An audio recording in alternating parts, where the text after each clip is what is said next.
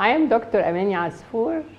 I come from Egypt, and I established the Egyptian Business Women Association in 1995 for the main objective of economic empowerment of women.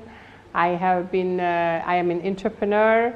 I'm a professor of pediatrics at the National Research Center of Egypt. That's why I really promote the entrepreneurship culture, and I also promote STEM education, coming from my background. FEMNET has always been a great organization and will still be a great organization, so I'm real honored to be elected as the chair for such a great organization. Because for us, FEMNET is a network of all of us working in different fields from different backgrounds from all over the continent. So it is really a vehicle for all of us to advocate for what we need. It's a huge network that we can exhibit what we have and our expertise. So I really feel very honored to be elected as the chair. I've always been a member of FEMNET since long time, the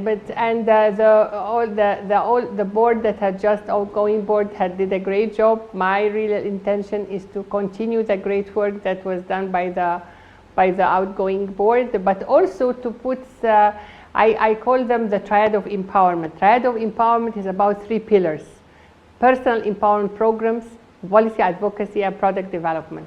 So my main objective is really how our FEMNET, through our organization, bring all the members from across the continent to work on personal empowerment programs for our women entrepreneurs at all levels, at different fields, from the top women until the grassroots women, and to see how we make education, capacity building, training for our women across the whole of Africa, even with the agenda of the Africa that we want.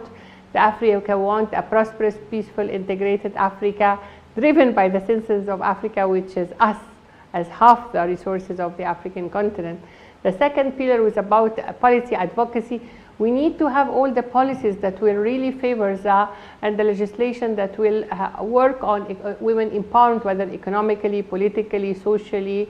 It is very important when we are talking about women empowerment and the policy advocacy to take into consideration that we really need to see how we interact with and mainstream with all the heads of states, the parliamentarians, the decision makers, to be able to have this policy advocacy.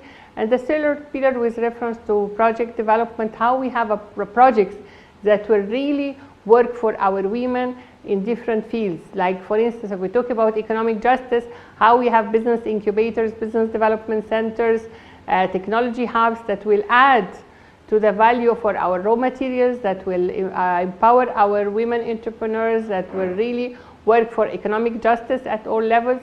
We're talking about political leadership, how we really build the capacity of our women in decision making and to be really up to the top, to see how we can promote the political leadership, the social leadership.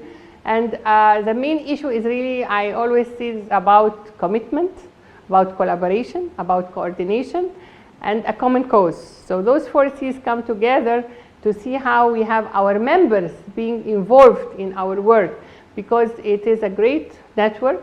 So we need to have clustering also for our members.